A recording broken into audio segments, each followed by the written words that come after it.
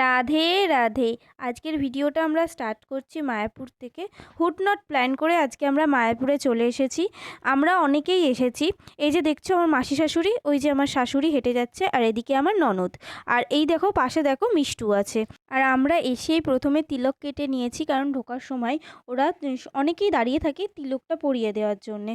তো সেখান থেকে আমরা তিলক পরে নিয়েছি। এখন আমরা যাব মন্দিরে প্রবেশ করতে। ওই জন্যে এদিকে আমরা জুতো, ফোন, ব্যাগ এইসব জমা রাখতে যাব, কারণ এইগুলো নিয়ে ওরা ভেতরে ঢুকতে দেয় না। প্রথমে ব্যাগটাও জমা নিচ্ছিল, কিন্তু তারপরে ব্যাগটা জমা নিল না, বললো এগুলো নিয়ে ঢুকতে দেবে, কিন্তু ফোনটা নিয়ে ভেতরে ঢুকতে দেবে না।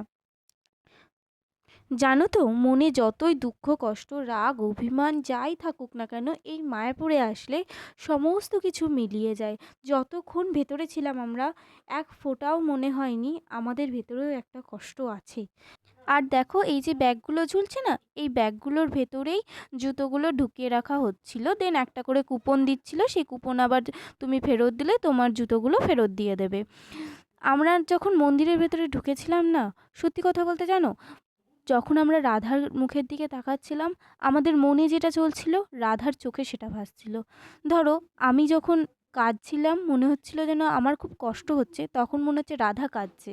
আর যখন আমি হাসছিলাম, মনে হচ্ছে রাধাও হাসছে। আমাদের মনের ভেতরে যেটা চলছে রাধা সেটা উপভোগ করছে। মন্দির ভালোভাবে দর্শন করে এসে আমরা এখন এসেছি গোশালায়। গোশালায় গোমাতাদের দেখতে। দেখো কত গোমাতা আছে এখানে। এই গোমাতাদের খাওয়ানোর জন্যে ওখানে মুঠো মুঠো টাইপের মতন বিচুলি ওরা রেখে দেয়, সেখান থেকে কিনে তোমরা গোমাতাকে খাওয়াতে পারো। আমরাও খাইয়েছি। তারপরে গোশালা থেকে ঘুরে এসে অন্নভোজনের জন্য আমরা এখান থেকে 40 টাকা করে টিকিট কেটেছি। এই প্রসাদ কক্ষ বলে স্থানটি, এখানে ভোজন করা হয়, এখানে অন্নদানও করা হয়। এখানে খেতে দেবে, এই 40 টাকা টিকিটের মধ্যে তোমাকে খেতে দেবে, ভাত দেবে, ডাল দেবে, 2 রকমের তরকারি দেবে, আর প্রথমেই দেবে খিচুড়ি। খিচুড়িটা সত্যি অমৃত, সব কটা খাবারই অমৃত। এখানে পুরোপুরি নিরামিষ দেওয়া হয়, আর শেষ পাতায় দেবে চাটনি। আমরা এখনই প্রসাদ কক্ষে ঢুকে গেছি অন্নভোজন করব বলে। এই যে জায়গাটা দেখছো না, এই জায়গায় বসে অন্নভোজন করা হয়। অকেশান নেই বলে এখন ফাঁকা আছে, অকেশানে এসে দেখো তোমরা জায়গা পাবে না।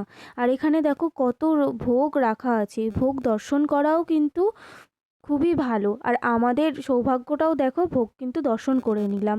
আর এখানে দেখো অন্ন দিচ্ছে, আমরা অন্ন খেয়ে সবাই মিলে রেস্ট নিয়ে তারপরে আমরা মন্দিরে ঘুরতে গেছিলাম। ওই বড় মন্দিরটা আছে, এই যে এই মন্দিরটা না বন্ধ ছিল, তাই আমরা দেখতে পাইনি। আমরা 4টের মধ্যে বেরিয়ে পড়েছিলাম, এই মন্দিরটা তখনই 4টের মধ্যে খুলেছিল, তাই আমরা আরও দেখতে পারিনি। নেক্সট বার এসে আবার দেখবো। সবাইকে টাটা, এখানেই ব্লগটা শেষ করছি। আবার পরে একটু নতুন ভিডিও নিয়ে আসবো। দাঁড়িয়ে বলতে গেলে আমার মুখের সামনে দাঁড়িয়ে গেল মন্ডুটা নিয়ে। কি বলবে বলো। সবাইকে অনেক ভালোবাসা, ভিডিওটা এখানেই শেষ করছি।